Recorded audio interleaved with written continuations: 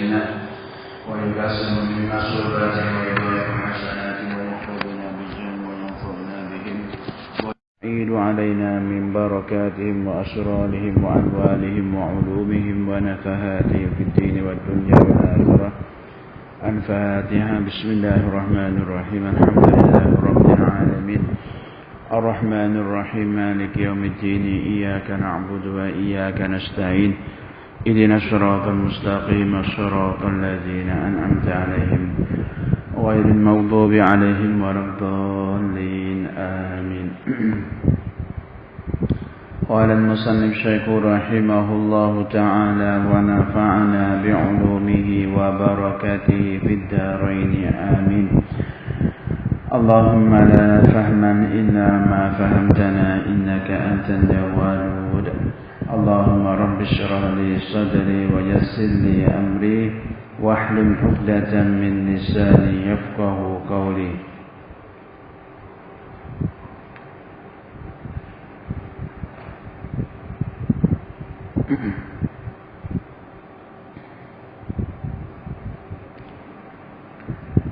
Hadisที่360 wa an Anas radhiyallahu anhu qala Anas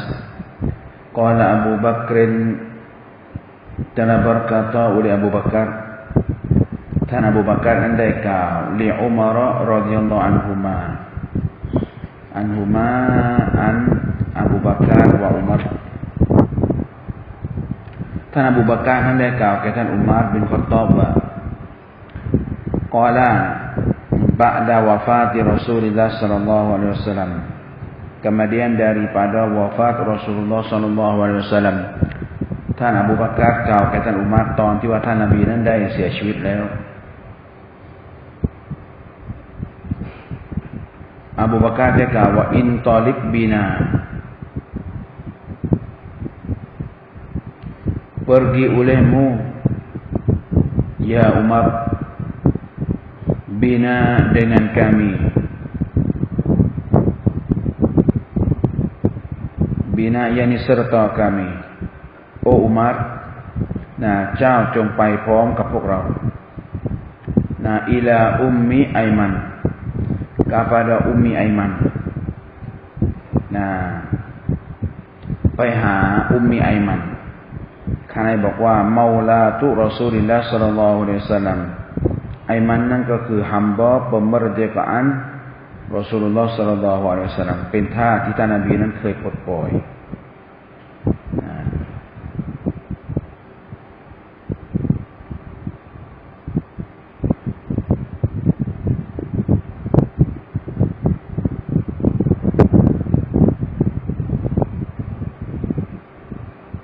ตามประวัติตามกิสซอเนี่ยอุมมีไอมันเนี่ยแกเป็นคนดีเป็นคนดีวันหนึ่งนั่นแกนั้นได้เดินทางคนเดียวแกเดินทางไปคนเดียวแกเกิดหิวน้ำขึ้นมาแกเกิดหิวน้ำขึ้นมาอยากที่จะกินน้ำเดินทางคนเดียวพื้นที่ตรงนั้นก็ไม่มีน้ำไม่มีแม่น้ำไม่มีบ่อน้ำไม่มีห้วยแกก็มีความหิวน้ำกระหายน้ำสุดท้ายแล้วอัลเลาะห์ตะอาลาให้มีบรรลาวะแกรอนย่อนลงมาจากฟ้าแกก็ได้ดื่มน้ำจากแกรอนนั้นนี่จะบอกว่าเป็นกรมัตความกรมัตของอุมมีไอมันที่อัลเลาะห์ตะอาลาให้แก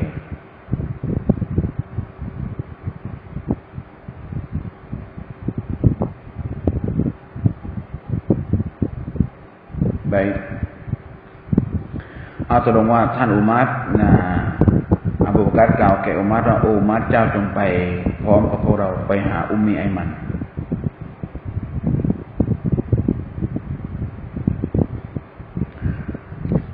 รอดข้างในบอกว่ารอฎิยัลลอฮุอันฮาแต่ข้างนอกไม่มีรอฎิยัลลอฮุอันฮาอันอุมมีไอมันข้างในบอกว่าซารัตอิลัยฮิอิลันนบีjadi miliklah ia Ummu Aiman ilailan Nabi Ummu Aiman นั้นตกเป็นกรรมสิทธิ์ของท่านนบีเนี่ย บิอิรซิมินอบีฮิอบีนบีก็คือด้วยเหตุการณ์ที่ท่านนบีนั้นรับมรดกมาจากปะของแกกอละฮูบะดูได้กล่าวเช่นนั้นโดยส่วนหนึ่งจากอุลามะส่วนอุลามะบอกว่าอุมมุไอมันนั้นเป็นทาสของท่านนบีเพราะท่านนบีรับมรดกมาจากพ่อของท่านนบีวะกอลัลกุรตุบีกานัตลิอุมมี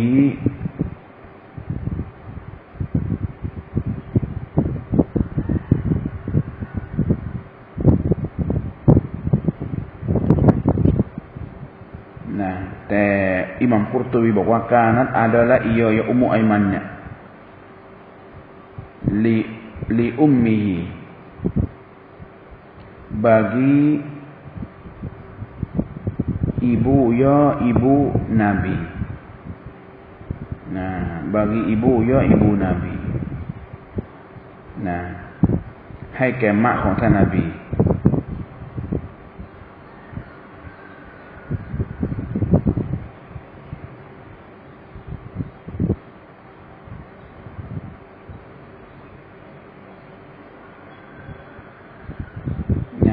เป็นกรรมสิทธิ์ของมะของท่านนบีก็คืออามีนะfawarisaha maka dapat pesakola iyo Nabi akan biarkan Ummi Aiman karena Nabiนั้นก็ได้รับมรดกUmmi Aiman anha daripada ummihiจากมะของท่านนบีบางเนี่ยบอกว่าบางเนี่ยบอกว่ารับมรดกมาจากปะแต่อิหม่ามกุรตุบีบอกว่ารับมรดกมาจาก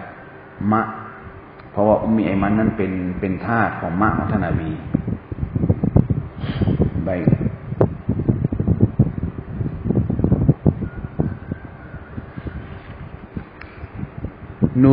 nazuruha kami ziarah akan Ummi Aiman ซึ่งที่พวกเราเนี่ยจะไปเยี่ยมกับอุมมีไอมันหะดีษนี้ก็ต้องการที่จะส่งเสริมเราให้เรานั้นไปซิยาระห์อะห์ลิลค็อยรไปเยี่ยมเยียนกับผู้ที่มีความดีเช่นอุมมีไอมันเป็นคนดีว่าเราเป็นวะลีอุลลอฮ์นะเป็นวะลีอุลลอฮ์จนกระทั่งว่าอบูบักรชวนไซนะอุมัรไปเยี่ยมเพราะว่าอุมมีไอมันเป็นคนดีเป็นอะห์ลิลค็อยรnazuruha kami ziarah akan diakan Ummi Aiman kama kana Rasulullah sallallahu alaihi wasallam yazuruha sebagaimana adalah Rasulullah sallallahu alaihi wasallam semuanya yang kata Rasulullah sallallahu alaihi wasallam yazuruha ziarahlah ia ya Rasul akan diakan Ummi Aiman semuaกับที่ท่านนบีนั้นได้เคยไปเยี่ยมแก่ท่านอุมมีไอมันkarena bahwa karamatan laha karena jadi mulia bagi Ummi Aiman เพื่อเป็นการให้เกียรติแก่อุมมีไอมันwa kana dan adalah ia ya Rasul yaqulu bersabda la ya Nabi Ummu Aiman ummi Nabiได้กล่าวอุมมีไอมันคือมะของฉันเปรียบเหมือนกับมะของฉันเลยwa kana sallallahu alaihi wasallam yukrimuha memelihara ya Nabi akan ke Ummi Aiman Nabiนั้นได้ให้เกียรติแก่อุมมีไอมันwa yabarruha dan buat baiklah ia ya Nabi akan dia akan Ummi Aimanและท่านนบีนั้นได้ทำความดีต่ออุมมีไอมัน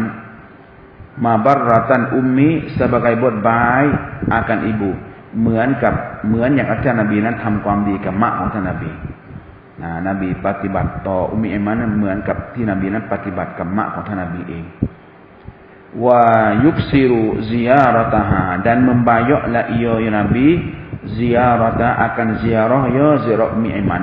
และท่านนบีนี้ก็มากการไปเยี่ยมเราไปเป็นประจำการไปเยี่ยมต่ออุมมีไอมันนบีไปเป็นประจำwa kana dan adalah ia ya Nabi inda Ummi Aiman kan waladi seperti anak Nabi เวลาอยู่กับอุมมีไอมันนบีอยู่เหมือนกับลูกอยู่กับแม่แล้วก็มากิริยามารยาทท่าทางของท่านนบีแสดงออกเหมือนกับลูกอยู่กับแม่วาลิซาไอลิกานี้กันวาลาดีสืบเนื่องมาจากนั้นสืบเนื่องมาจากการที่ท่านนบีเวลานบีอยู่กับอุมมีไอมันนบีจะอยู่เหมือนกับลูกสืบเนื่องมาจากนั้นแล้วนะตัสขบูอะลัยฮิไอtarfa'u sautaha mengangkat ma'angkat la iyo Ummu Aiman sautaha akan suara Ummu Aiman alaihi ala Rasul. Ummu Aiman ก็จะยกเสียงยกเสียงของเธอบนเหนือท่านนบีเพราะว่าเปรียบมันอย่างกับพ่อมันอย่างกับแม่ใช้ลูกนะจะใช้เสียงดังกับท่านนบีไอตาอูดิบูwa tatjuru fi'lan walidati หมายความว่า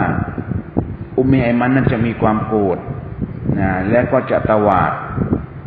fi'lan walidati sebagai perbuatan ibu biwaladiha dengan anak walidah เสมือนกันกับการกระทำของพ่อแม่ที่มีต่อลูกพ่อแม่บางทีก็มีการตวาดลูกมีการดุลูกยังมีการดุลูกธรรมดาใช่ไหมเหมือนกันเหมือนกันbaik จะบอกว่านบีนั้นอยู่กับอุมมีไอมันเหมือนกับลูกเลยfalam mantahaya maka tatkala sampai oleh keduanya Abu Bakar dan Umar ilaiha kepada Ummu Aiman ดังนั้นในขณะที่ว่าอบูบักรและอุมัรนั้นถึงไปยังอุมมุไอมันเดินทางไปจนกระทั่งถึงบ้านของอุมมุไอมันbakat menangislah ia Ummu Aiman Ummu Aiman ก็ร้องไห้ร้องไห้ขณะบอกตาซักกุรันลิอาฮดินมุสตาฟาศ็อลลัลลอฮุอะลัยฮิวะซัลลัมเหตุผลที่ว่าอุมมุไอมันร้องไห้เพราะว่าอุมมุไอมันนั้นรำลึกถึงช่วงเวลาท่านนบียังมีชีวิตอยู่ร้องไห้พอเห็นอบูบักรมาเห็นอุมัรมาร้องไห้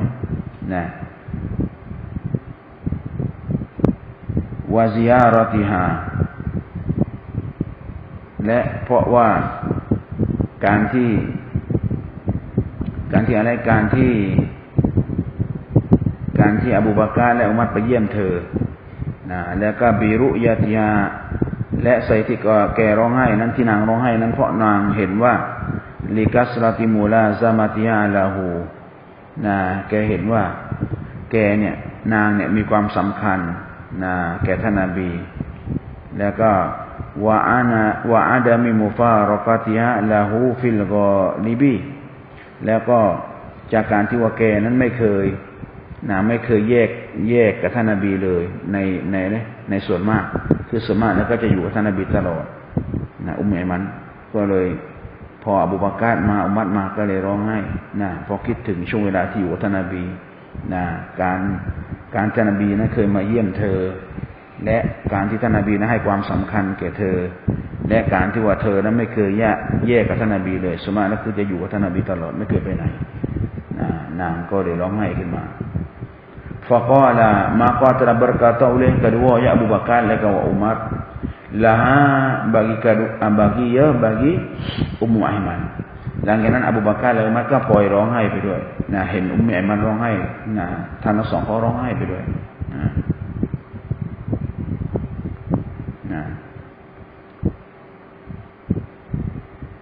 ไม่ใช่faqala maka berkata oleh keduanya laha bagi Ummu Aiman หลังจากนั้นเมื่ออุมมุไอมันร้องไห้อบูบักรและอุมัรก็กล่าวแก่อุมมุไอมันว่าma yubkiki apa menangis akan dikau apa menangislah ia maka ki akan dikau อะไรคือสาเหตุที่ทำให้เธอร้องไห้โอ้อุมมุไอมัน istifhamun taqririyun ama ta'lamina adakah tidak engkau ketahui ya Ummu Aiman แล้วเธอนั้นไม่รู้เลยว่าannama indallah khairun li Rasulillah sallallahu alaihi wasallam bahwasanya barang yang di sisi Allah taala เธอไม่รู้หรอกว่าแท้ที่จริงแล้วสิ่งที่อยู่หน้าที่อัลเลาะห์ตะอาลาข้างในบอกว่ามิมมาอุอิดดะลินบีฮิจากสิ่งซึ่งที่ว่า อัลลอฮฺตะอาลานั้นได้จัดเตรียมเอาไว้ให้กับท่านนบี มิมมาลาตัสตาติอุลอิบารตุจากสิ่งซึ่งที่ว่าอิบารัตนะไม่สามารถที่จะคำนวณได้นะความมากของสิ่งที่อัลลอฮฺตะอาลาได้เตรียมไว้ให้ท่านนบีนะมาอินดัลลอฮ์แท้จริงแล้วสิ่งที่อยู่นะที่อัลลอฮฺตะอาลาค่อยร่นมันเป็นความดีนี่รอซูลุลลอฮ์ศ็อลลัลลอฮุอะลัยฮิวะซัลลัมให้แก่ท่านรอซูลุลลอฮ์ศ็อลลัลลอฮุอะลัยฮิวะซัลลัมนะกล่าวอัลลอฮฺตะอาลาวะลิลอาคิเราะตุค็อยรุลละกะมินัลอูลานะqalat berkatalah ia faqalat maka berkatalah ia ya Ummu Aiman หลังจากนั้นอุมมุไอมันก็กล่าวตอบแก่อบูบักรและก็อุมัรว่าอินนีbawasaya aku แท้จริงแล้วฉันเนี่ยลาอับกี tidak aku menangis ฉันนั้นไม่ได้ร้องไห้นะฉันนั้นไม่ได้ร้องไห้อันนี้ไอลีอันนี้kerana bawasaya aku เพราะว่าแท้จริงแล้วฉันเนี่ยละอะลัมุ tidak saya ketahui ฉันนั้นไม่รู้หมายความว่าที่ฉันร้องไห้นั้นไม่ใช่เพราะฉันไม่รู้ว่าอันนามาอินดัลลอฮิตะอาลาค็อยรุนลิรอซูลิลลาฮ์ศ็อลลัลลอฮุอะลัยฮิวะซัลลัมไม่รู้ว่าแท้จริงแล้วสิ่งที่อยู่ณที่อัลลอฮฺตะอาลานั้นเป็นความดีแก่ท่านนบีไม่ใช่ว่าฉันไม่รู้ไม่ใช่นะวะลากินอับกีdan tetapi saya menangisแต่ถ้าว่าที่ฉันนั้นร้องไห้นั้นก็เพราะว่าอันนั้นวะฮยาkerana bahwasanya wahyu daripada Allah Ta'ala itu qadin qata'a sesungguhnya telah putuslah ia an wahyu minas sama daripada langit ที่ฉันร้องไห้นั้นเพราะว่าแท้จริงแล้ววะฮยูจากอัลลอฮฺตะอาลานั้นมันได้ขาดไปแล้วจากฟ้าวันนี้ไม่มีนบีแล้ววะฮยูก็ไม่มีแล้วนั่นแหละคือสิ่งฉันร้องไห้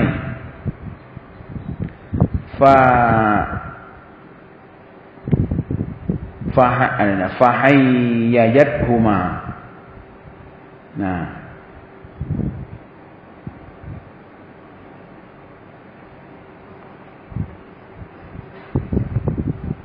maka menggeraklah ia Ummu Aiman huma akan kedua ya Abu Bakar dan Umar หลังจากนั้นอุมมุไอมันนั้นก็ได้ทำการกระตุ้นกับอบูบักรและอุมัรอาลันบุกาอิกะตัสmenangisบนการร้องไห้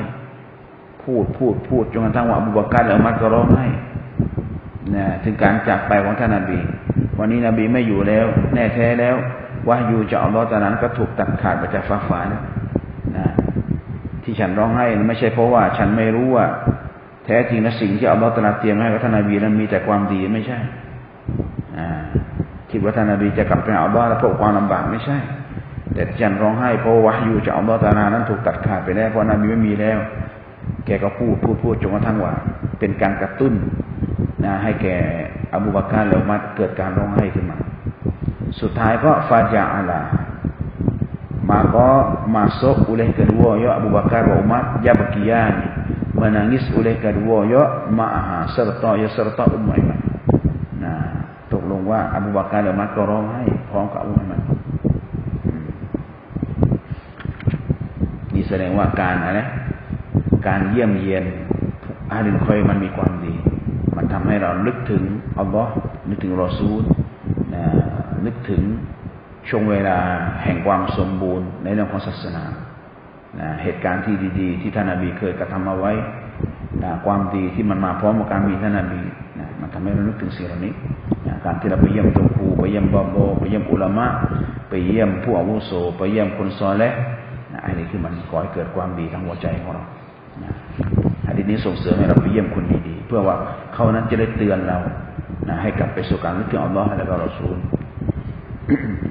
Rawahu telah meriwayatkan akan hadis hadis Muslimun oleh Imam Muslim.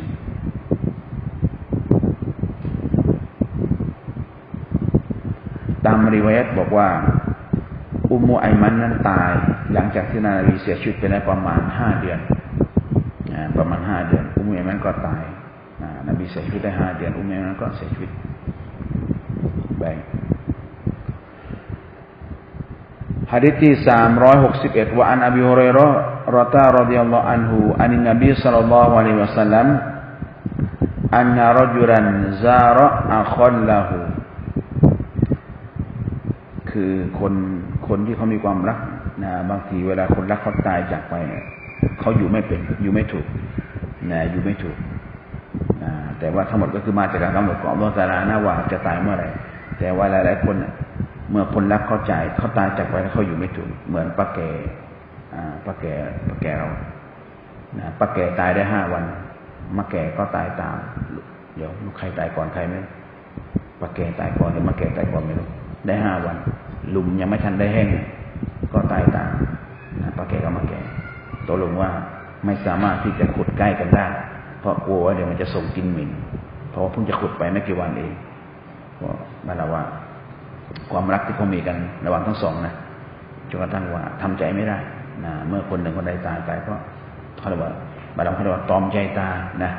คนรักจากไปแล้วชีวิตนี้ไม่รู้จะอยู่ทำไมแล้วนะเห็นผ้านุ่งไม่ได้เห็นกระโปรงไม่ได้เห็นเสื้อไม่ได้เห็นผ้าคลุมไม่ได้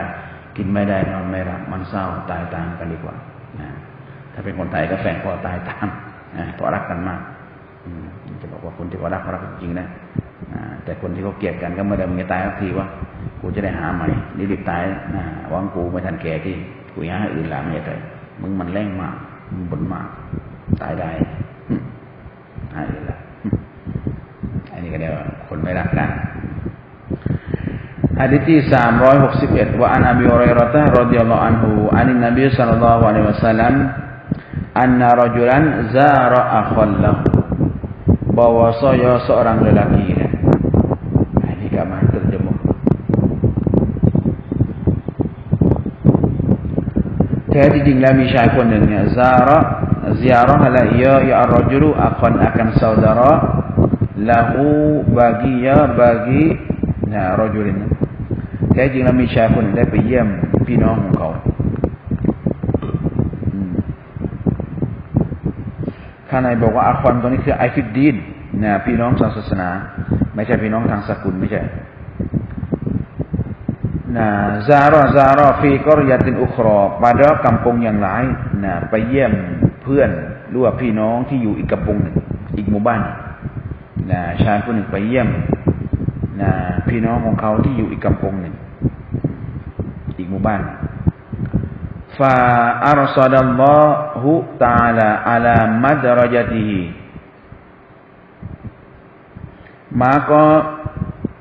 mensedia oleh Allah Ta'ala หลังจากนั้นอัลลอฮฺ Ta'ala นั้นได้จัดเตรียมเอาไว้ ala madrajatihi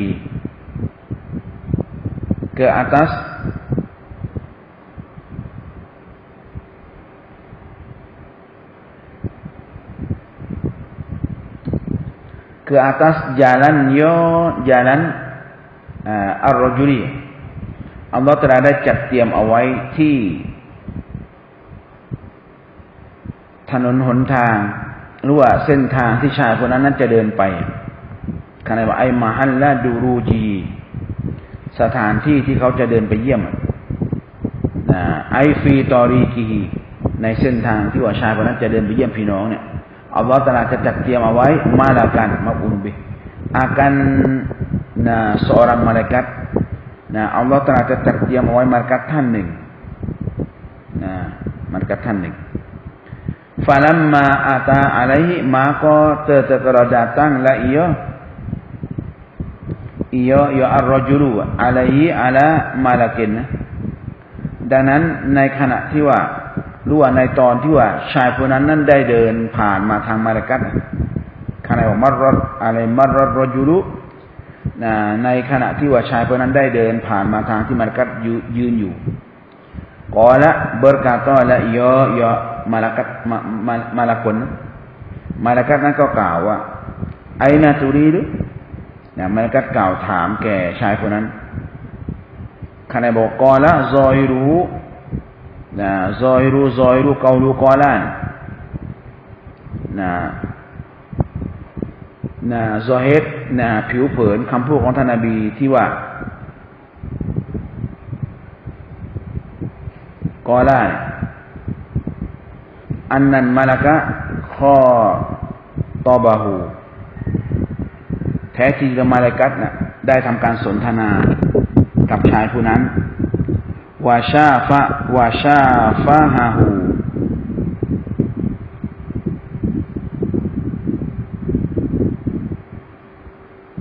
dan khitablah ia malak hu akan dia akan rajulan. Malaikat เป็นฝ่ายสนทนาเป็นฝ่ายคุยเป็นฝ่ายคุยเป็นฝ่ายทักกับอะไรทักกับชายผู้นั้นไม่ใช่ว่าชายผู้นั้นกล่าวแก่มาลาอิกัตไม่ใช่ก่อนแล้วถูกแล้วนะมาลาอิกัตเป็นฝ่ายถามชายผู้นั้นเป็นฝ่ายสนทนากับชายผู้นั้นqala berkatalah ia malak malaikat ก็กล่าวว่าaina turidu di mana engkau berkehendak ท่านต้องการจะไปที่ไหนท่านนั้นต้องการจะไปไหน qala berkatalah ia ya ar-rajul ชายคนนั้นก็กล่าวว่า uridu akhan li fi hadhil qaryati saya berkehendak akan saudara bagi aku kainan yang adalah ia fi hadhil qaryati yang ada di dalam kampung ini ฉันนั้นต้องการที่จะไปเยี่ยมพี่น้องของฉันที่อาศัยอยู่ในkampungนี้ qala berkatalah ia ya al-malak malaikat ก็กล่าวว่า hal laka alaihi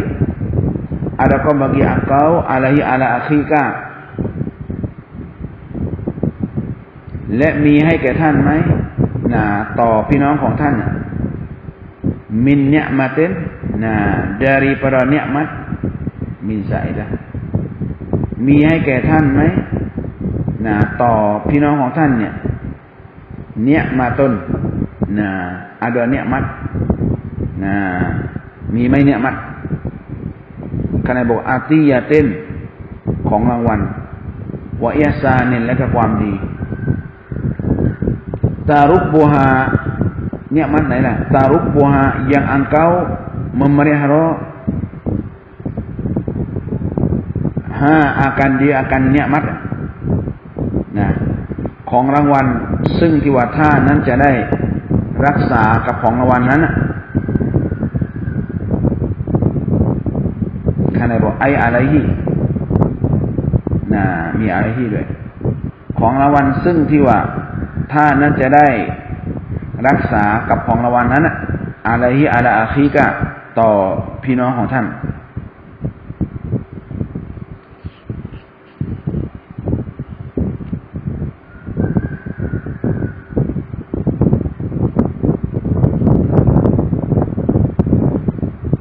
qala berkatalah ia ya ar-rajul ชายคนนั้นก็กล่าวว่าla ai la ni'matali arubbuha bi ziyaratihiหมายความว่าฉันไม่มีเนียมัตเลยไม่มีเนียมัตแก่ฉันซึ่งตัวฉันนั้นจะได้รักษาเนียมัตอันนั้นด้วยกับการไปเซียเราะห์อาคินพี่น้องของฉันไม่มีเลยไม่มีเลย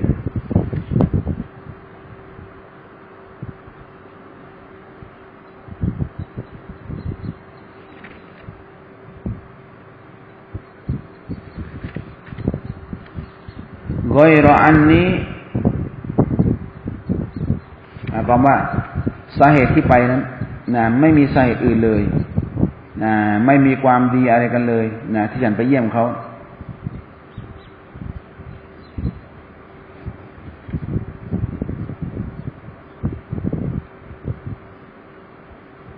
ไม่ใช่เพราะว่าเขาเคยให้ของฉันไม่ใช่เพราะว่าเขาเคยทำดีแก่ฉันเอาไว้ไม่มีเลยไม่มีเลยลาเนี่ยมัตลีอารุบูฮาบิซิอาร์ตีไม่มีความดีอะไรเลยให้แก่ฉันซึ่งที่มันจะเป็นไซและฉันไปเยี่ยมเขาไม่มีเลยจะว่าพี่น้องของฉันเขาเคยทำดีแก่ฉันเขาเคยให้ของกับฉันเอาไว้ก็ไม่มีไม่มีเลยกอยรออันนี้หลายdaripada bahwasanya aku นอกเหนือจากแท้ที่ฉันเนี่ยahbabtuhu saya kasih akan dia akan akhin นอกเหนือจากการที่ว่าแท้จริงฉันรักเขาแค่นั้นที่ฉันไปรักเขานั้นฟิลละไอลิลละ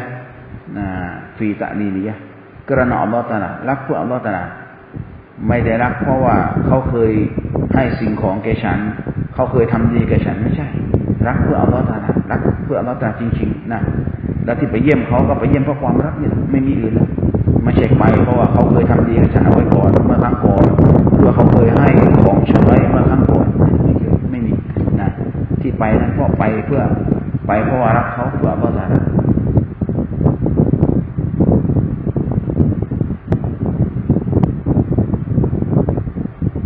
baik qala telah berkata la iya malak lagi-lagi malaikat kata fa inni rasulullah maka bahwasanya aku ni dan nanti kena syannnya rasulullah bersuruh Allah เป็นศาสนทูตของ Allah อิไลกะ kepada engkau ที่ถูกส่งมายังท่านนะฉันนั้นเป็นศาสนทูตของ Allah เป็นตัวแทนจาก Allah ถูกส่งมายังท่าน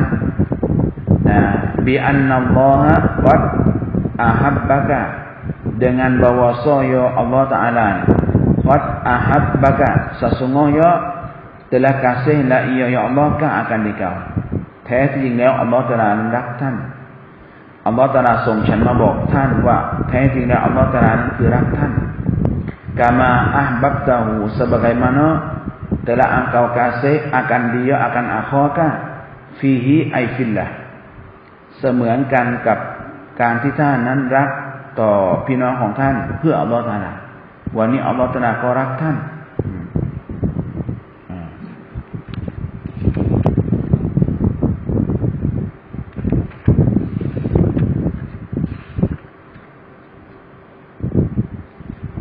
baik rawahu telah meriwayatkan akan hadis hadis Muslimun oleh Imam Muslim yuqalu nah dikatakan ai fil lughah Imam Nawawi บอกว่าเขาได้กล่าวในหลักภาษาอาหรับว่าอัรซาดะฮูลิกาซานะอัรซาดะฮูลิกาซา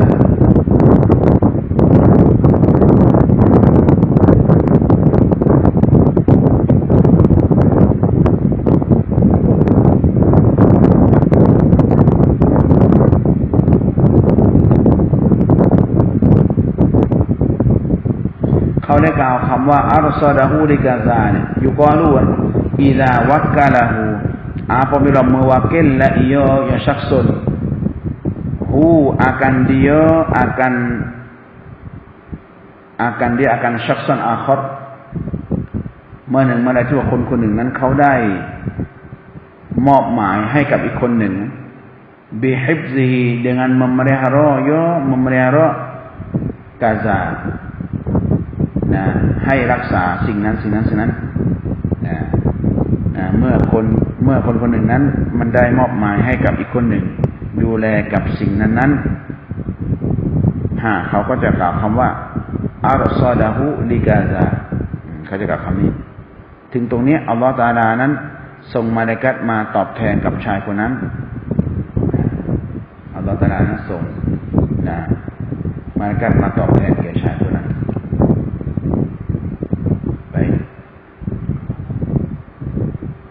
wal madrajatu dan pemerafai madrajatu bi fathil mim wal ra'i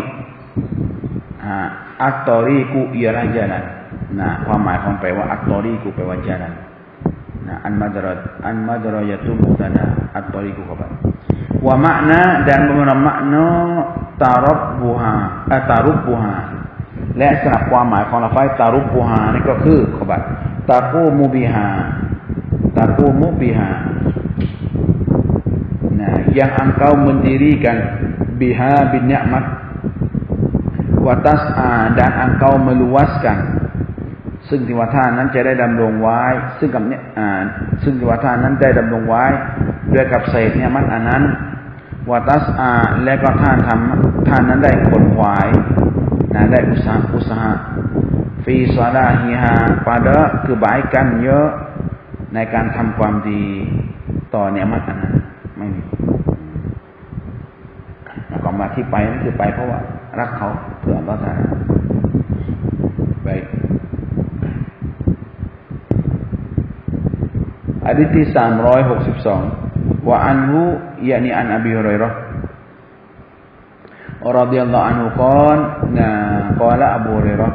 qala Rasulullah sallallahu alaihi wasallam man 'ada maridan aw zara aqallahu fillah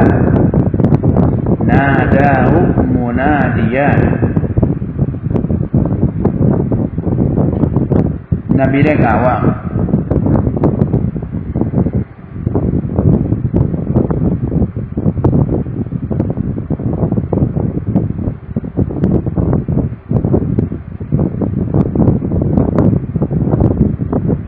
Nabi dia kata man ada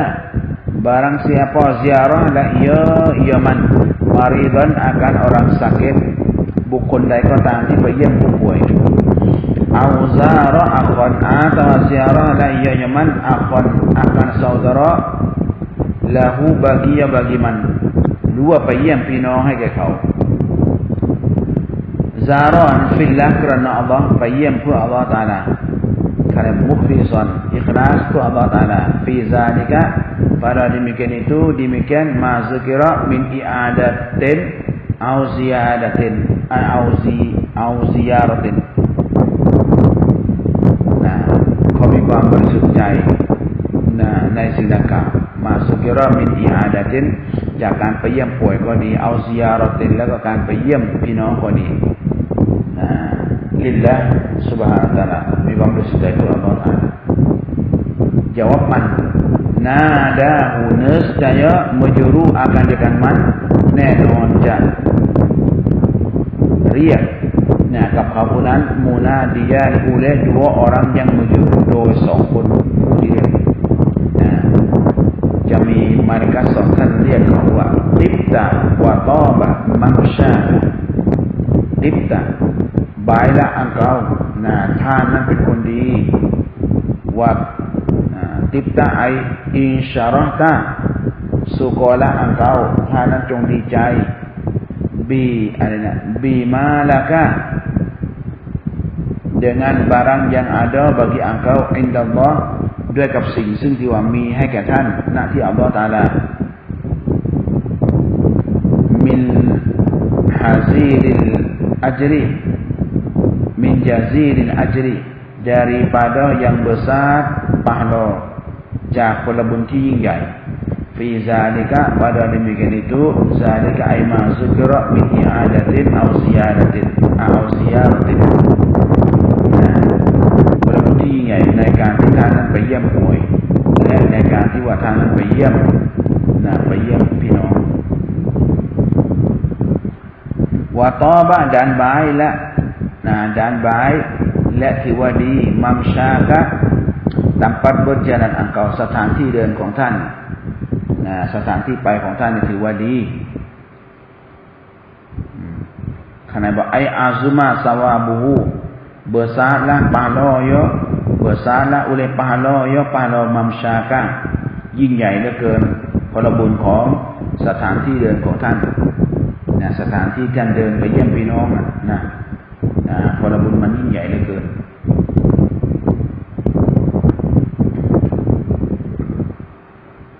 wa tabawwa'ta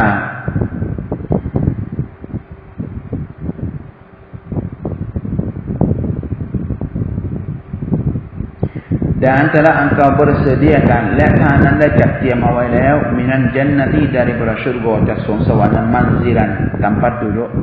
สถานที่อยู่อาศัยai ittakhadta minha หมายความว่าท่านนั้นได้เอาแล้วมินันจันนะจากสวงสวรรค์นั้นดารอนrumah เอาบ้านไหนล่ะตันซิลาฮู yang engkau singgah akan dikandakบ้านซึ่งท่านนั้นจะได้ไปพักอาศัยต่อไปข้างหน้ารู้ในอนาคต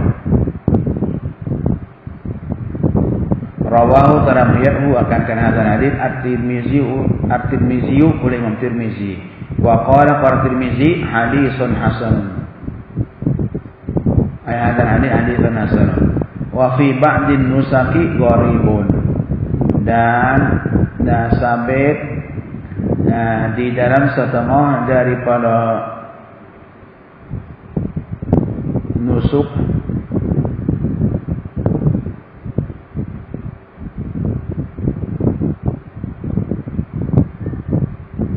และได้ปรากฏเอาไว้ใน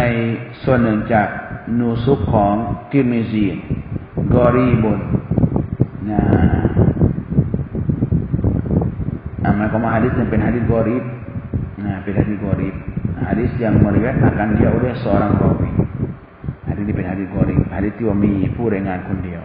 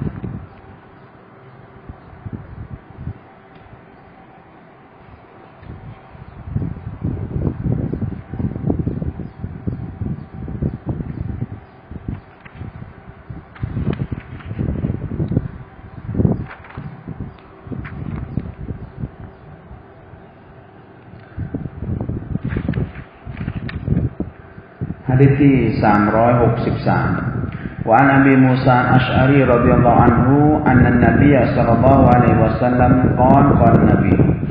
innama matharun jalisi as-salihi wa jalisi as-su'i ka hamilil miski นบีได้กล่าวว่าฮอยอซอยอแท้ที่จริงแล้วMasalun jalisi as-salihin, sifat bagi orang yang sekedudukan yang soleh, upama laksana ของเพื่อนนั่งที่ดีเพื่อนร่วมวงเพื่อนร่วมนั่งสนทนาที่ดีwa jalisi su atau peti an jalisi soleh ai wa innama masalu jalisi suและแท้ที่จริงแล้วเนี่ยอุปมาลักษณะของ orang sekeduduk yang jahat เพื่อนร่วมนั่งที่ชั่ว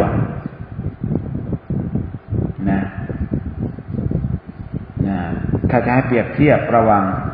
เพื่อนร่วมนั่งที่ดีกับเพื่อนร่วมนั่งที่ชั่วกะฮามิลินมิสกี seperti orang yang membawa kasturi เสมือนกันกับคนที่ทาน้ำหอมนะกะฮามิลินมิสกีเสมือนกับคนที่ว่าทาน้ำหอมฮามิลินมิสกีนั้นฮาซารอจิอุนลิจาลีฟิศศอลิฮีนอันนี้กลับไปหาเพื่อนร่วมนั่งที่ดีเพื่อนที่ดีเพื่อนที่เราพบเป็นเพื่อนที่ดีเพื่อนที่ดีเนี่ยเปรียบเหมือนอย่างกับผู้ที่ใส่น้ำหอมนะวานาฟิคิลกาบิวานาฟิคิลกีริ dan seperti tukang besi และเปรียบเหมือนอย่างกับช่างตีเหล็กอันนี้รอจิอุนลิจาลิซิสุคำว่านาฟิคิลกีริเปรียบเหมือนอย่างกับช่างตีเหล็กอันนี้กลับไปหาเพื่อนร่วมนั่งที่ชั่ว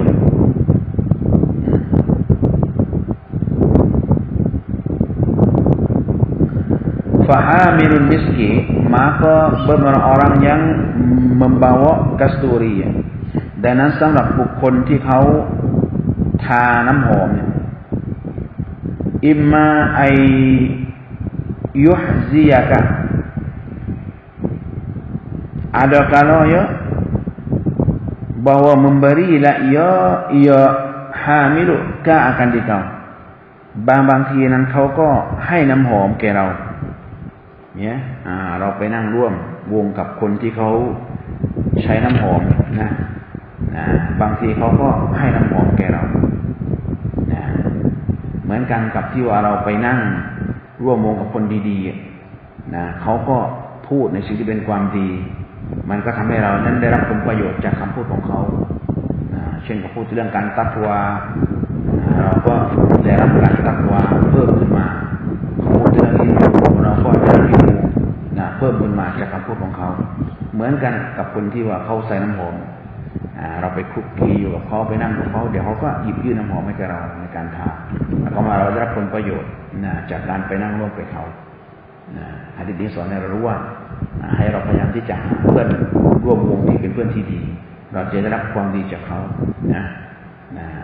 ไปเยี่ยมแม่ค้าขายกะปิใช่ไหมเดี๋ยวก็ได้กะปิกลับมาไปเยี่ยมแม่ไม้ขายน้ำหอมเดี๋ยวก็ได้น้ำหอมกลับมาไปเยี่ยมแม่ค้าขายโรตีเดี๋ยวก็ได้เบอร์โทรกลับมาได้ของดีกลับมามันหาลูกค้าเราก็ติดกำลังสุดท้ายเราเป็นลูกค้าประจำวันละ100 บาทหมดทุกวันได้แม่ค้าไปแล้วแม่ค้าเอาไปกินเยอะเสร็จแล้วเอาไปบางทีมันก็ให้น้ำหอมแกเรานะว่าอิมมาอันตับตามินหูatau di imma toko dan ada kalanya bangทีan tabta'a bahwa engkau beri minhu min hamil miskin หรือบางทีถ้านั้นก็ซื้อน้ำหอมกลับมาจากเขาไปเยี่ยมคนขายโรตีแล้วก็ซื้อโรตีกลับมาไปเยี่ยมแม่ค้าขายชามิกสีเดี๋ยวก็ซื้อชาเย็นกลับมาโดยwa imma an tajida minhu dan ada kalanyaและบางทีเนี่ยengkau dapat minhu min hamil miskin บางทีท่านก็ได้รับจากผู้ที่ขายน้ำหอมริฮันตอยยิบันอาการเบายังสักได้กลิ่นที่หอมกลับมาใช่ไหมมันไม่ได้ให้เรามันรู้ว่าเราไม่ได้ซื้อกลับจากมันแต่ว่าเราไปนั่งกับมันจะก็ได้กลิ่นหอมกลับมาใช่ไหมแม่ค้าทาลูดมั่งทาน้ำหอมมั่งปากแดงเลยนะเราก็ไปนั่งพักหนึ่งดูกลับมาน้ำหอมติดกลับมาแล้วนะได้กลับมาแล้วน้ำหอมไม่ค้าขายสีเองวานาฟิคุลกีรีdan beberapa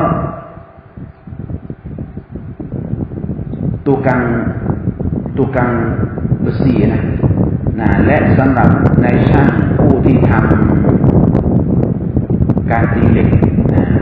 สำหรับในช่างตีเหล็กอิมมาไอยุฮริกอซิยาบะกะada kalanya bahwa membakarlah ia nafikul kiri siapakah akan kaya engkauบางทีเนี่ยถ้าว่าเราไปนั่งร่วมกับในช่างตีเหล็กเนี่ยบางทีมันก็ทำให้เผาไหม้กับเสื้อผ้าของเราหมายความว่าดอกไฟละอองไฟที่มันตีเหล็กที่มันเชื่อมเหล็กบางทีดอกไฟนั้นมันก็ฉูดมาโดนผ้าของเราใช่ไหมโดนผ้าของเราเช่นเดียวกันวันนี้ถ้าว่าเราไปนั่งกับหัวขโมยใช่ไหมไปนั่งกับหัวขโมยหรือไปนั่งกับคนที่ว่าขายยาบ้าขายยาม้าเวลานานเป็นไงเราก็พลอยโดนจับไปด้วยหนีไม่ทันนี่ก็เหมือนกันเวลาช่างมาตีเหล็กปุ๊บเหล็กมันก็กระชูดมาโดนเราดอกไฟมันก็โดนมาโดนเราบางทีก็เสื้อผ้าเราก็แหกกลับมาแต่ว่าไม่มีความดีเลยการที่เราไปนั่งร่วมกับช่างตีเหล็กมีแต่เสียงเขาบอกไม่รู้ว่าดอกไฟจะกระเด็นมาโดนตัวเราหรือมาโดนเสื้อผ้าเราเช่นเดียวกันวันนี้เราไปนั่งคนชั่วไม่มีความดีอะไรไปนั่งกับหัวขโมยเดี๋ยวนายมาเราปล่อยซวยไปด้วยถูกจับไปด้วยมันไม่ถามแล้วก่อนมึงขายหรือไม่ขายกินหรือไม่กินกลับมานั่งอยู่ตรงนี้ก็จับหมดแล้วถือว่าเพื่อนกันอยู่ด้วยกันจะพูดให้เขาฟังไม่เชื่อว่าเราไม่อยู่กับมัน Wa imma antajira minhu, dan ada kalanya bahwa engkau dapat minhu min nafikin kiri, และบางทีเนี่ยถ้านั้นก็ได้รับจากในช่างตีเหล็กเนี่ยรีฮันมุนตินาตัน akan bau yang busuk ได้กลิ่นเหม็นกลับมาเห็นไหมกลิ่นเหม็นของการตีเหล็กคราบสนิมคราบควันเปื้อนตัวเรากลับมาแสดงว่าไม่มีความดีอะไรเลยนะการที่เราไปนั่งร่วมวงกับคนที่ไม่ดีบางทีเสื้อไม่ไหม้แต่ว่าติดกลิ่นเหม็นกลับมาใช่ไหมกลิ่นเหม็นกลับมาไปหะดีษนี้ส่งเสริมให้เราเลือกคบเพื่อนที่ดีนะหาเพื่อนร่วมนั่งที่ดีนะมุตตะฟะกุนอะลัยฮิอาจารย์ได้มุตตะฟะกุนอะลัยยุฮอะไรนะยุฮซิยากา dan beberapa lafaz yuhziyakan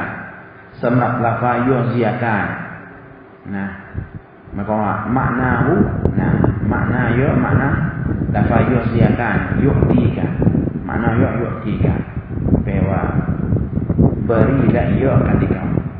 บางทีเนี่ยไอ้คนพาน้ำหอมไอ้คนใส่น้ำหอมมันก็ให้น้ำหอมแกเราพาน้ำหอมแกไปมุตตะฟะกุนอะลัยอายะห์นั้นมุตตะฟะกุนอะลัยhadisที่364 wa an Abi Hurairah radhiyallahu anhu anin Nabi sallallahu alaihi wasallam qala Nabi นบีได้กล่าวว่าตุงกะฮุลมัรอะตุลิอัรบะอินนะไอฟินอาดะตีนะไม่ใช่ว่าเป็นหลักวาญิบไม่ใช่ตามอาดัตทั่วไปนะตุงกะฮุลมัรอะตุdinikahkan akan perempuan karena bahwa tuzawwaju dikahwinkan akan perempuan เขาจะสมรสกับผู้หญิงเนี่ยli arba'in kerana 4 perkara เพราะ4ประการคณะบอกไอมินัลคิซอลนะเพราะ4ประการนะก็เพราะว่าตัวนางมี4ประการนะผู้หญิงใดก็ตามที่มี4ประการนี่ก็ให้เราสมรสกับนางนะ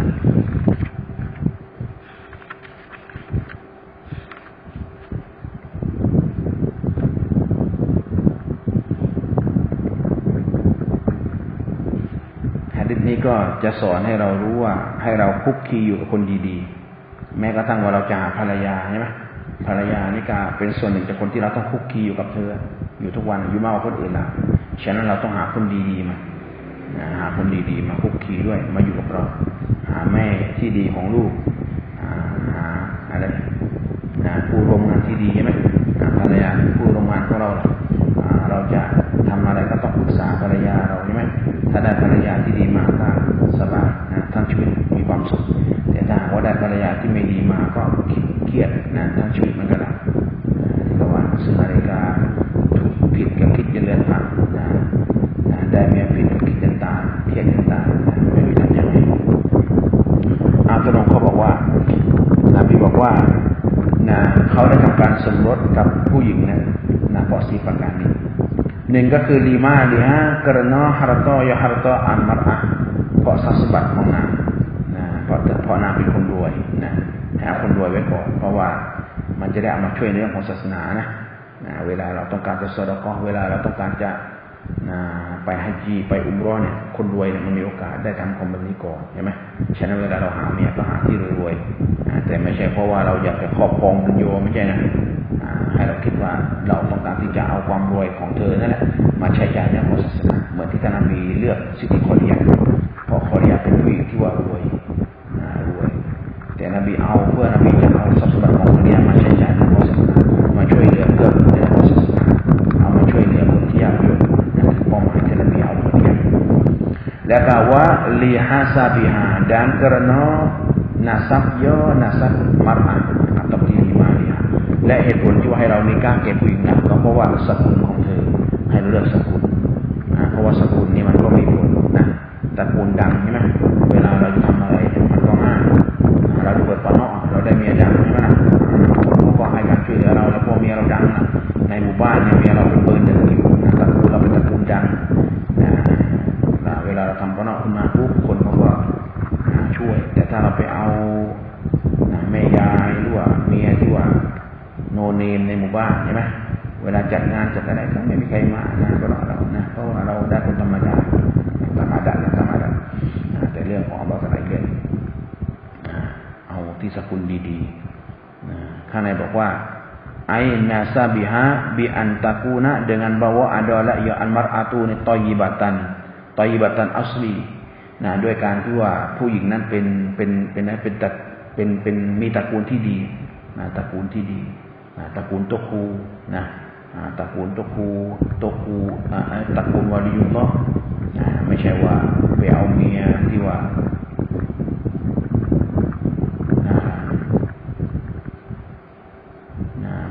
ไปเอาตระกูลที่ว่าพ่อตาเป็นเอเย่นขายยาบ้าพ่อตาเป็นฆาตกร100 ศพไม่ใช่ไปเอาตระกูลดีๆหน่อยตระกูลที่ว่าเขายอมรับหน่อยตระกูลดีๆตระกูลที่ว่าในสายนี้มีคนอาเลมเพราะว่าเดี๋ยวดูมันจะมีคนกับลูกของเราใช่ไหมตัวตาเราเป็นคนอาเลมเป็นตัวครูอินชาอัลลอฮ์ลูกเราเกิดมาเป็นตัวครูบ้านรักตัวตาเราหรือบางทีตัวทวดเราเป็นตัวครูอินชาอัลลอฮ์ลูกหลานเรามันจะเกิดมาก็อยู่ในเส้นทางของตัวครูก็เรียกว่ามันจะไปตามเส้นสายเลือดของมันอยู่บางแก่มันเกิดเป็นบาโบใหญ่หลานมันเกิดขึ้นมาก็เป็นตัวครูใหญ่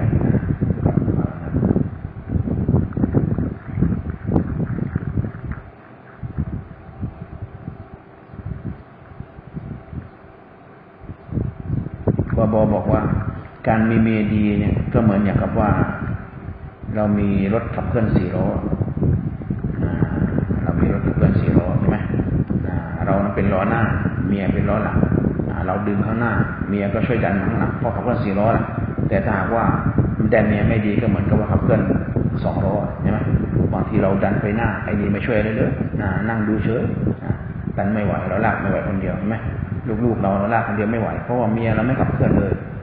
พ่อพยายามที่จะดึงลูกไปทางเรื่องของศาสนาแต่ว่ามะไม่เอาเลย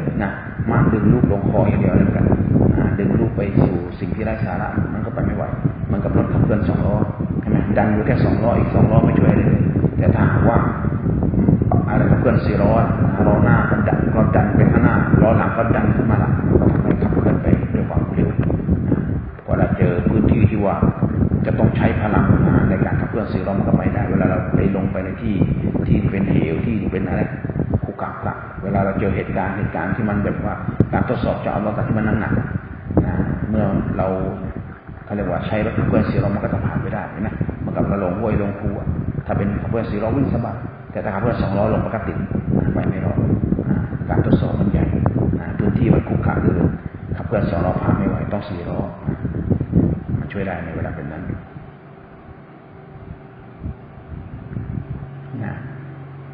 บอกว่าคนรวยนะไม่เป็นไรหรอกนะ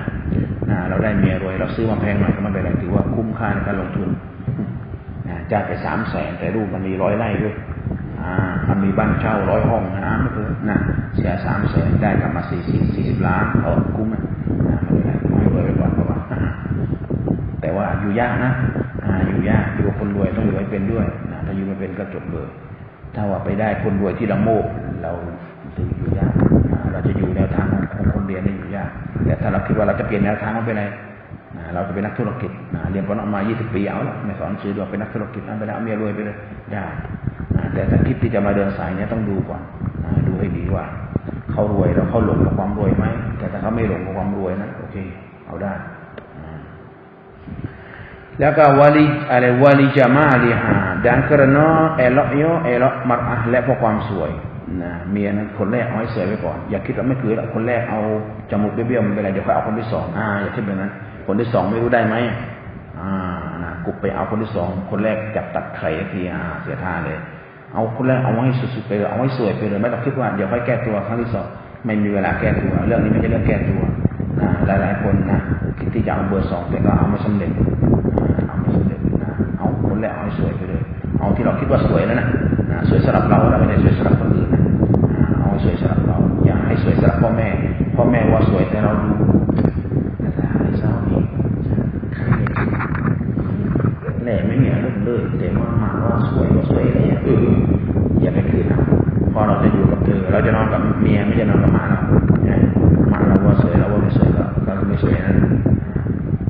แต่เขาบอกว่าถ้าเอาเมียคือเอาให้น่ารักอย่าเอาให้สวยเพราะว่าคนสวยนี่ไม่นานเดี๋ยวก็เบื่ออยากคนน่ารักมันไม่เบื่อตัวอย่างน่ารักทุกอย่างนั่นแหละไม่ใช่ ช่ว่าใบหน้าน่ารักแต่ว่ากิริยาไม่น่ารักเลยอย่าละเดินดึกดักเดินแต่ถ้าเดินมาแต่ถ้าคิดมาแต่ละแต่มันเล้งแต่หน้าสวยแต่ว่ากิริยาไม่สวยก็ไม่ไหวเหมือนกันนะดูกิริยาดูทุกอย่างเดินเหินสวยการกินการอยู่ทุกอย่างสวยนั่นที่อยู่ในหน้าใช่ไหมเรียกว่าสวยแต่เฉพาะเวลาแต่งหน้าแต่อื่นพอเดี๋ยวก็เบื่อเหมือนกันแหละหน้าสวยอยู่ได้ไม่นานแล้วก็วาลิดีนี่ฮะโอ้เรื่องศาสนาไว้หลังสุดเลยนะวาลิดีนี่ฮะนะdan karena agama ya agamaอะไรagamaมัตและเพราะความมีศาสนานี่คือตามอาดับตามอาดับและคนเราจะเลือกแบบนี้แหละคือเลือกอะไรเลือกทรัพย์สมบัติมาก่อนอันดับ1 2ความอะไรความสวยสกุลแล้วก็ความสวยแล้วก็ศาสนาคือศาสนาไว้หลังตามอาดับแล้วตามอาดับแล้วแต่ว่าถ้าตามสุนนะนบีก็คือให้กลับให้เลือกทางนี้เลือกศาสนาเลือกศาสนาแล้วก็เลือกความสวยแล้วก็เลือกสกุลแล้วก็เลือกทรัพย์สมบัติให้กลับแต่ว่าตามระดับทั่วไปที่เขาเลือกกันเขาจะเลือกแบบนี้แหละทรัพย์สมบัติมาก่อนเพื่อนคำนึงถึงเรื่องทรัพย์สมบัติก่อนแล้วก็สกุลก่อนแล้วก็ความสวยแล้วก็ศาสนาไว้หลังสุดไปอะไรนะฟันอะไรฟัสอะไรนะฟัดนะบิซาติดดีนmaka dapatkan olehmu ayyuhan mustarsyidu ดังนั้นท่านจงให้ได้โอ้ผู้ที่ต้องการการชี้นำท่านนั้นจงทำให้ได้นะbizatiddin dengan perempuan mempunyai agamaกับผู้หญิงที่มีศาสนาหมายความว่าถ้าหากว่าหาไม่ได้ใน4ประการนั้นนะก็จงเลือกผู้หญิงที่มีศาสนาไว้ก่อนแต่ว่าถ้าหากว่าเราได้ทั้ง4นั้นก็ถือว่าสุดยอดแล้วนะแต่ว่าส่วนมากผู้หญิงมันจะไม่ครบหรอกมันจะไม่ครบหรอกบางทีมันก็จะรวยแต่ว่าศาสนาของเราหรือบางทีรวยแต่ไม่สวยเราหรือบางทีรวยแต่สกุลไม่ดีเรามันก็อยู่อย่างนั้นนะไม่ครบแต่ว่าถ้าหากว่าหาไม่ได้มันไม่ครบถ้วนทั้ง4ประการนี้ก็ให้เลือกเอาผู้หญิงที่มีศาสนาไว้ก่อนเพราะว่าสิ่งอื่นมาอาจจะตามมาได้อาจจะตามมาได้bisa didik adalah taribat yadaka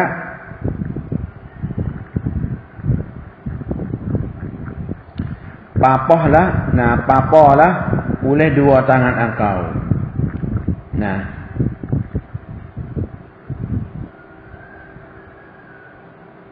ท่านจงหาให้ได้กับผู้หญิงที่มีศาสนาbizatiddin ai bi imra'atin zatiddin กับผู้หญิงที่มีศาสนาtaribat yadaka nescaya papoh oleh dua tangan engkau แน่นอน2มือของท่านนั้น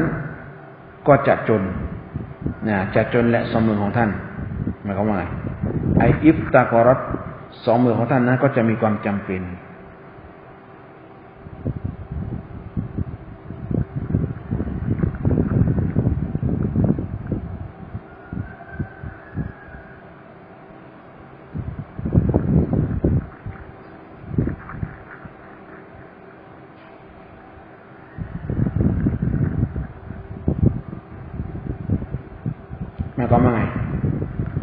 หมายความว่าถ้าหากว่าเราคิดที่จะหาแต่ภรรยาที่มีความรวยภรรยาที่มีสกุลดีภรรยาที่มีอะไรนะมีความสวยแต่ถ้าหากว่าเราไม่คิดหาภรรยาที่มีศาสนาตาริบัตยาดากะแน่นอน2มือของท่านนั้นก็จะจนหมายความว่าเราคิดที่จะได้แต่ทรัพย์สมบัติอย่างเดียวเราคิดที่จะได้แต่ทรัพย์สมบัติอย่างเดียวสุดท้ายแล้วเราก็ได้ผู้หญิงที่ไม่มีศาสนามาสุดท้ายเราก็ได้พวกบอกว่าขาดทุนแล้วเพราะฉะนั้นจงหาผู้หญิงที่มีศาสนา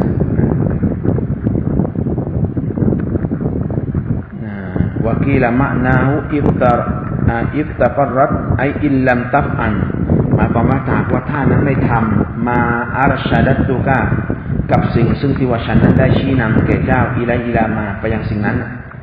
ดาริบัตยาดาคาแน่นอนสองมือของท่านนั้นจะได้พบความขัด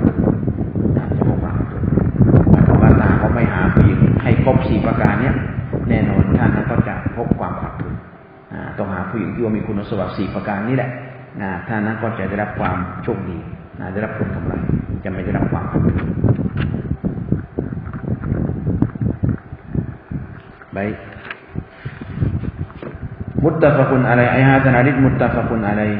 wa makna zalika dan makna yakni makna hadis dan beberapa makna demikian itu hadis และสำหรับความหมายของหะดีษดังกล่าวนี้ก็คือว่าอันนันนาซะยักซิดูนะฟิลอาดะติมินัลมัรอะติbahwasanya manusia yaksiduna qasad oleh mereka itu fil adati pada adat หมายความว่าแท้ที่จริงแล้วผู้คนเนี่ยเขาจะมุ่งไปตามอาดัตแล้วตามทั่วๆไปแล้วหรือว่าตามความนิยมของพวกเขามินันมัรอะติฮาซิฮิลคิซาละเขาจะมุ่งไปหาผู้หญิงที่มีคุณสมบัติเหล่านี้อันอัรบะทั้ง4ประการนี้คือตามอาดัตความนิยมของทั่วๆไปเนี่ยเขาจะหาผู้หญิงที่มีคุณสมบัติครบถ้วน4ประการนี้ฉะนั้นนบีบอกว่าฟะฮริสอันตะอาลาซาติดีนดังนั้นท่านจงละโมบบนผู้หญิงที่มีศาสนาหมายความว่าจงพยายามหาให้ได้กับผู้หญิงที่มีศาสนามาก็ฮาราบออุเลมูดังนั้นท่านจงละโมบและอันตะท่านนั้นอาลาซาติดีนบนผู้หญิงที่มีศาสนาอิมรอตินซาติดีนแล้วก็วัดฟัสบิฮาdan dapatkan olehmu และท่านจงให้ได้บิฮาบิซาติดีนด้วยกับผู้หญิงที่มีศาสนาวะฮริบอาลาซุฮบะติฮาและท่านจงละโมบบนการอยู่ร่วมกับบุคคลที่มีศาสนาหมายความว่าให้คิดถึงศาสนาเป็นสิ่งที่ว่าสำคัญ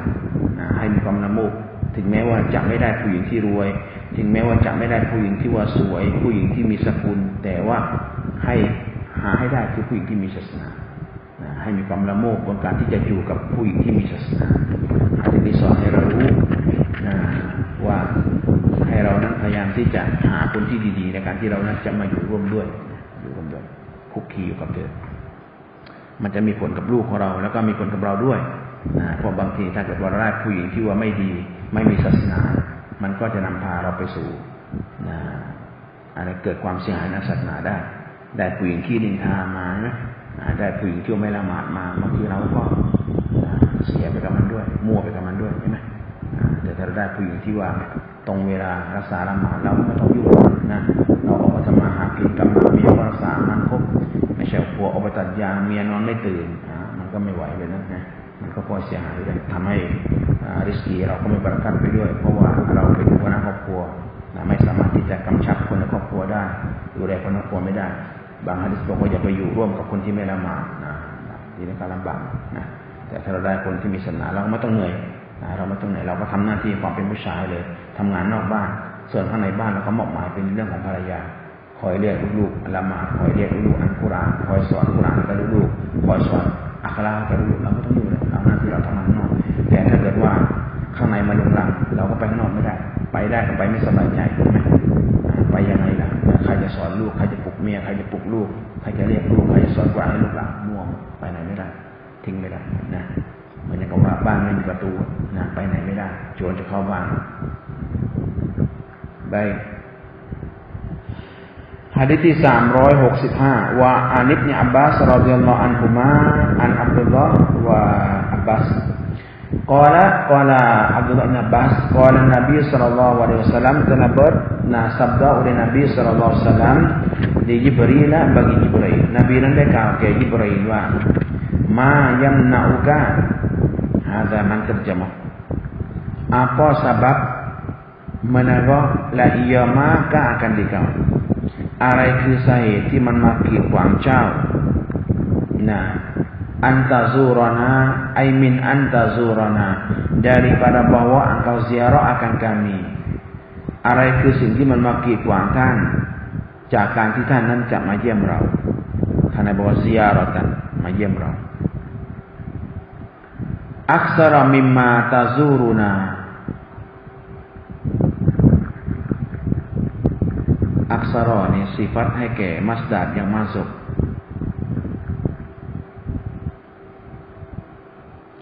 terlebih banyak daripada engkau ziarah akan kami. Nah,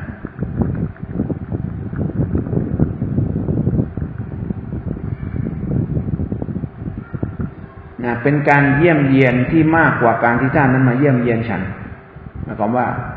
ทุกวันนี้คือยิบรีนก็มาหาท่านนบีนั่นแหละนะแต่นบีอยากที่จะให้ยิบรีนมามากกว่านี้นะอะไรคือใส่ที่ทำให้ท่านนั้นนะอะไรคือใส่ที่ว่ากีดขวางท่านจากการที่ท่านนั้นมาเยี่ยมพวกเรานะมาเยี่ยมให้มากกว่าท่านมาเยี่ยมให้มากกว่าท่านมาเยี่ยมทำไมไม่มาให้มากกว่านี้อะไรคือสิ่งที่มันมากีดขวาง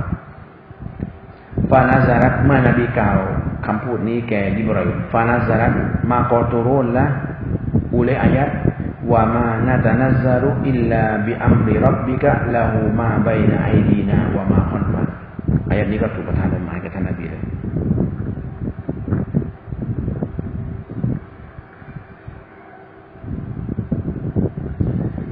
วะมานะซารัต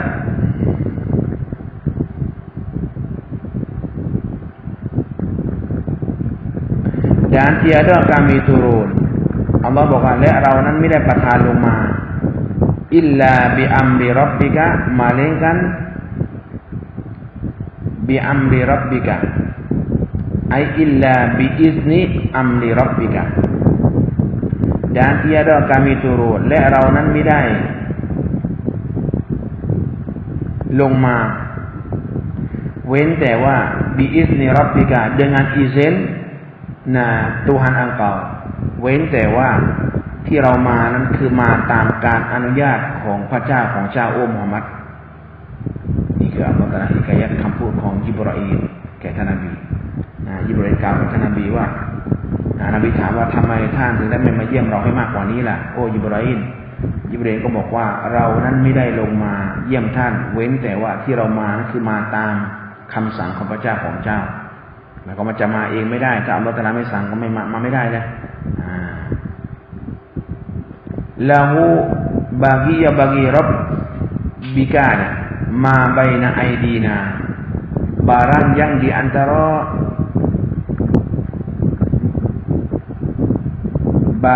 di antara hadapan kami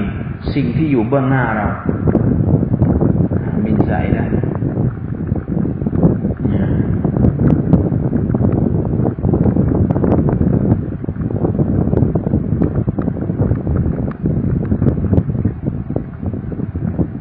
มาใบนะไอดีนา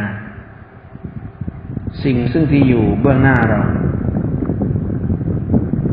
วามาค่อนฟานาdan barang yang di belakang kamiและสิ่งที่อยู่เบื้องหลังเรา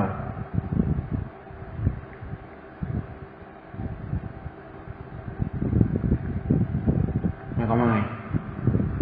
มีให้แก่พระเจ้าของเจ้าสิ่งที่อยู่เบื้องหน้าเราและสิ่งที่อยู่เบื้องหลังเรามาใบนาไอดีนาวะมาคอนฟานาตัวนี้คือไอมินันอัซมินาตีวันอัมกินาตีหมายความว่าจากเวลาก็ดีสถานที่ก็ดีมีเวลาแล้วก็มีสถานที่ของมันหมายความว่าเวลาไหนที่อัลลอฮฺตะอาลาใช้ฉันมาสถานที่ตรงไหนที่อัลลอฮฺตะอาลาใช้ฉันมามันมีเวลามันอยู่มันมีสถานที่ของมันอยู่ไม่ใช่ฉันนึกจะมาก็มาไม่ใช่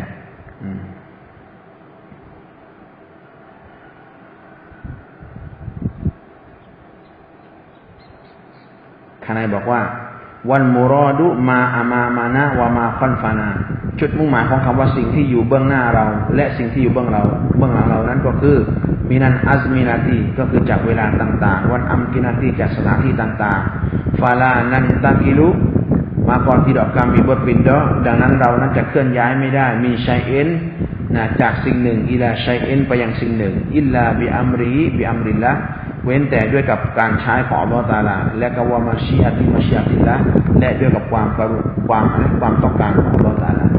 อัลเลาะห์ตะอาลาต้องการให้มาตอนไหนก็มาตอนนั้นอัลเลาะห์ตะอาลาต้องการจะให้ไปที่ไหนก็ไปที่นั้นจะมาตามใจไม่ได้ไปหะดีษที่366wa an Abi Sa'id Al-Khudri radhiyallahu anhu anin Nabi sallallahu alaihi wasallam qala Nabi berkata wa la tusahib illa mu'minan wa la ya'kul ta'amaka illa taqiyyun. Nabi บอกว่า la tusahib jangan engkau berkawan ถ้านั้นอย่าเป็นเพื่อนนะอิลลามุมินันหมายถึงorang mukminเว้นแต่ว่าให้เป็นเพื่อนให้คบค้าสมาคมกับคนมุมินข้างในบอกว่าฟีเกาลิฮิลาตุซอฮิบเนี่ยหรือว่าฟีเกาลินนบีศ็อลลัลลอฮุอะลัยฮิวะซัลลัมเนี่ยมีอยู่ในคำพูดของท่านนบีที่ว่าลาตุซอฮิบอิลลามุมินันนะฮยุนอันมุวาลาติลกุฟาร์เป็นการห้ามจากการที่เรานั้นจะเป็นเพื่อนกับพวกกุฟาร์ก็คนกาเฟรนั้นมันพูดในเรื่องดุนโยเห็นไหมพูดถึงเรื่องการโกงพูดถึงเรื่องการโก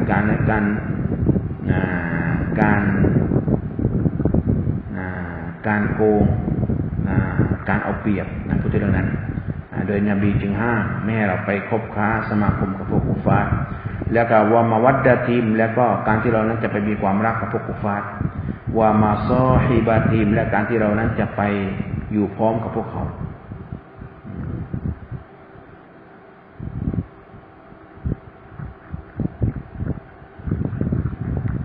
walaya kun ta'amaka dan jangan makan และอย่าให้กินนะ ta'amaka akan makanan engkau กับอาหารของท่าน illa taqiyun melainkan orang yang takut kan Allah Taala เว้นแต่ว่าคนนั้นต้องเป็นคนที่เกรงกลัวต่อ Allah Taala คนที่เราจะให้อาหารแก่เขาต้องเป็นคนที่มีความตักวาอย่างเกรงต่อ Allah ข้างในบอกว่าฟีเกาลิฮิNabi SAW wala yakun ta'amakan ini kebukan amru bimula samatil adiyai คำพูดของNabiตรงนี้เป็นการใช้ให้เราประจำอยู่กับคนที่มีความเกรงกลัวต่อ Allah แต่ไม่ได้หมายความว่าไม่ให้เราให้อาหารกาเฟรไม่ให้เราช่วยเหลือกาเฟรคนที่เขาตกทุกข์ได้ยากใช่แต่ว่าเป็นการสั่งใช้ว่าให้เราประจำอยู่กับพวกที่มีความตักวาไม่ได้หมายความว่าไม่ให้คุยกับคนที่ไม่ตักวาไม่ใช่ไม่ให้อาหารกับคนไม่ตักวาไม่ใช่แต่ว่าให้ประจำกับคนตักวาแล้วก็วาดาวามิบุคอละตอติฮิมแล้วก็ให้เรานั้นคงให้ถาวรอยู่บนการคุกคีอยู่กับคนที่มีความตักวาอัตกิยะวาตารกิลฟุจาดีและก็ให้เราทิ้งการคบค้ากับคนชั่วฟะฮุวะฮาซาลหะดีษนะฮยุนละหูลิตารกิลฟุจาละหูลิตารกิลฟุจาหะดีษเนี่ยได้ห้ามให้แก่หะดีษเนี่ยได้ห้ามให้แก่การที่เราละทิ้งแก่คนชั่วนั้นห้ามตรงนี้บินมะนาห้ามด้วยกับความหมายหมายความว่าอันอิกรอมิกอยริตตะกีไม่ใช่ห้ามจากการที่เรานั้นจะไปให้เกียรติกับบุคคลที่ไม่เกรงกลัวต่ออัลเลาะห์ตะอาลาวะอิสดาดิอันจามีลิอิลาฮีและห้ามจากการที่เรานั้นจะหยิบยื่นจากสิ่งที่ว่าดีๆอิลาฮีอิลากอยริตตะกีให้แก่คนที่ไม่ตักวาให้แก่บุคคลที่ไม่ตักวาไม่ใช่ไม่ได้หมายความว่าอย่างนั้นไม่ใช่เป็นการห้ามโดยความหมายว่าไม่ให้เกียรติกับคนที่ไม่ตักวาหรือว่าไม่ให้หยิบยื่นของที่ดีๆให้แก่คนที่ไม่ตักวาไม่ใช่แต่ว่าห้ามตรงนี้คือห้ามอะไร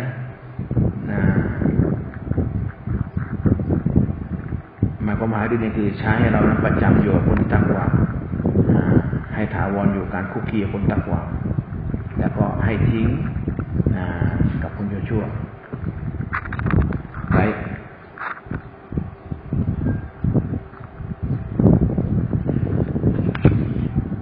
Rawahu telah meriwayatkan akan kana dari Abu Dawud oleh Imam Abu Dawud wa Tirmizi dan Imam Tirmizi. Rawahu bi isnadin dengan sanad la ba'sa bihi dengan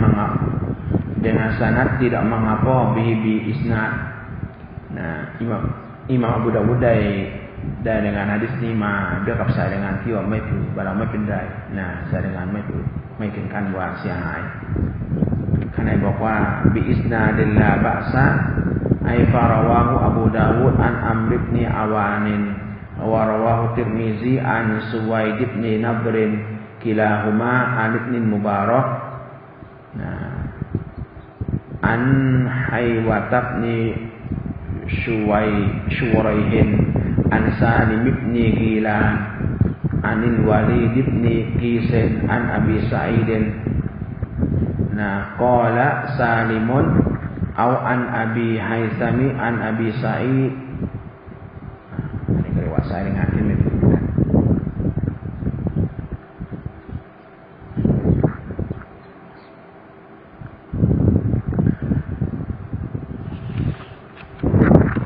Hadisที่367 wa Nabi Hurairah radhiyallahu anhu anna Nabiy sallallahu alaihi wasallam qala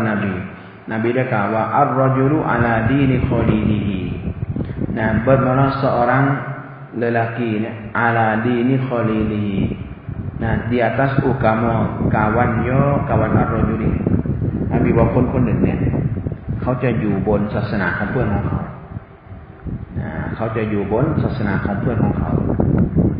หมายความว่าถ้าว่าศาสนาของเพื่อนเขาอ่อนแอแต่หากว่าศาสนาของมันนั้นอ่อนแอ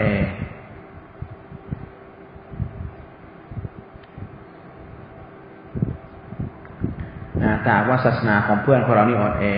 เราไปคบกับมันแน่นอนศาสนาของเรานั้นก็จะพลอยอ่อนแอไปด้วยศาสนาของเราก็จะอ่อนแอตามศาสนาของมันไปด้วยถ้าหากว่าศาสนาของเราศาสนาของเพื่อนของเราเข้มแข็งศาสนาของเราก็พอเข้มแข็งไปด้วยคนหนึ่งนั้นจะอยู่บนศาสนาของเพื่อนของเขา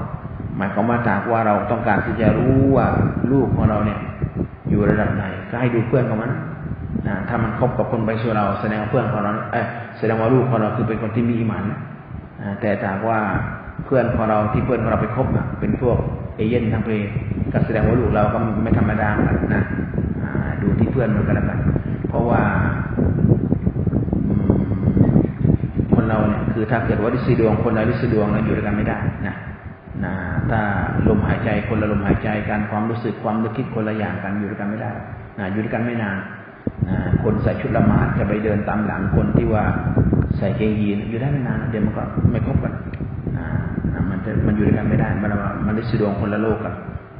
มันเป็นโลกคนละโลกกันแต่ถ้ามันโลกเดียวกันแล้วเดี๋ยวก็อยู่ด้วยกันแป๊บเดียวเข้ากันได้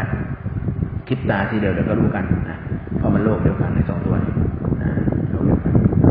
ให้ดูศาสนาเพื่อนฟันyang sud ahaduku maka hendak tilik la iyo maka hendak tilik oleh seorang daripada kamu dengan kononnya suca nan jong pijarana mayyuqalilu akan mereka yang berkawan la iyo man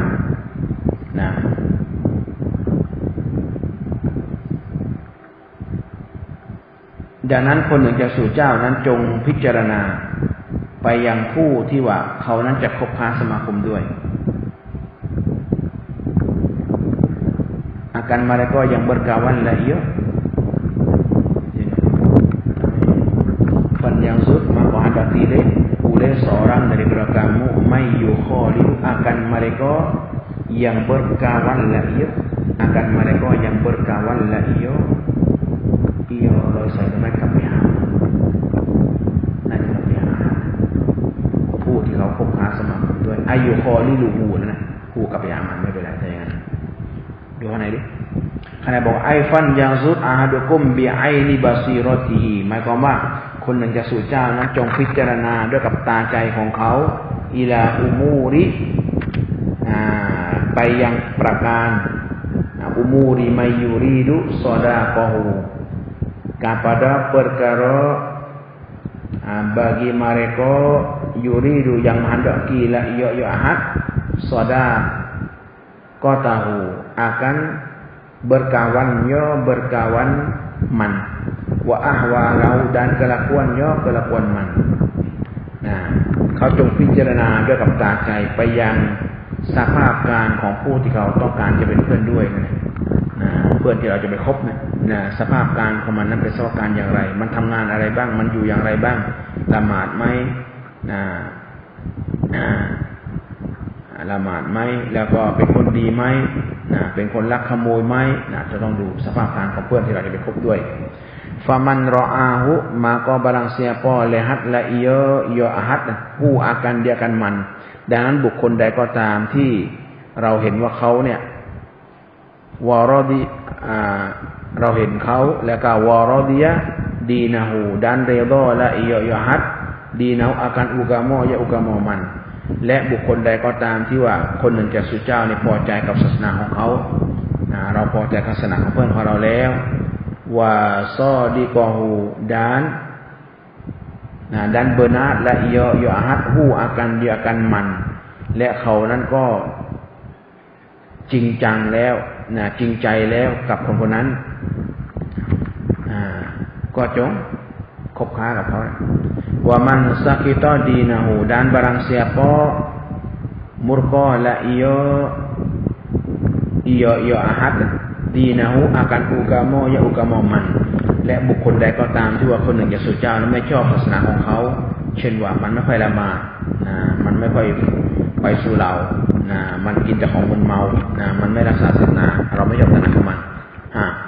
ฟันยะจตานิบหูมาก็หันดอกเจ้าละya ahadukum hu akan dia akanมันก็จงห่างไกลจากคนคนนั้นคนที่เราไม่ชอบศาสนาของมันดูแลนี่มันไม่ละหมาดเราไม่ได้ไปคบกับมันwa man ra'ahu dan barang siapa lihat la ya had hu akanมันและบุคคลใดก็ตามที่ว่าคนหนึ่งจะเจ้าเห็นเขายารอลาหูเนื้อเสียlihat la ya man lahu li ahad mislama yara lahu seumpama barang yang lihat la ya ahad lahu limanและบุคคลใดก็ตามที่ว่าคนหนึ่งจากสุเจ้านั้นเห็นเขาแล้วก็เขาก็เห็นเรามิสลามายารอเราเสมอกับสิ่งที่ว่าเรานั้นเห็นให้แก่เขาซอฮิบาฮูberkawan la ya ahad คู่กันในกันมันเราก็จงคบค้ากับเขาเราจึงเลือกคบคนดีๆนะคนไหนที่เราเห็นว่าเขาเป็นคนดีเราก็คบกับเขาแต่คนไหนที่เราดูแล้วไอ้วะนี่มันมีปกปิดซ่อนเร้นนี่ว่ามึงดูมันทำลุกโลไม่รู้มันมีอะไรสักอย่างเราก็อย่าไปคบมันเห็นคือเราไม่เคยมาเลยอยู่แต่ชายคลองเราก็อย่าไปคบกับมันคนแบบนี้เดี๋ยวมันจะเสียกับศาสนาของเราหะดีษนี้ก็สอนให้เรารู้ว่าให้เราเลือกคบเพื่อนที่ดีสุบตีให้เราคบค้าสมาคมคนที่ว่าดีๆมันจะมีผลกับเราด้วยผลกับศาสนาของเราด้วยผลกับดุนยาของเราด้วยดุนยาเราทำให้เราปลอดภัยว่าเราอยู่คนดีๆแต่ถ้าเราอยู่คนไม่ดีดุนยาเนี่ยก็ปล่อยสวยไปด้วยใช่ไหมคุกติดตารางกับเขาไปด้วยเพราะว่าไปอยู่ร่วมคนชั่วRawahu dalam riwayathu akan hadis hadis Abu Dawud oleh Imam Abu Dawud wa Tirmizi dan oleh Imam Tirmizi atau Abu Dawud rawahu bi isnadin sahih wa qala Tirmizi hadisun hasanun ai hadha hadis hadisun hasanun kami dikata hadis 368 wallahu bismillahirrahmanirrahim alhamdulillah Allahumma inna nasta'udziruka ma 'allamtana farudhu ilaina inda hayatina ilaih wa la tastansana ya rabbal alamin walhamdulillahi rabbil alamin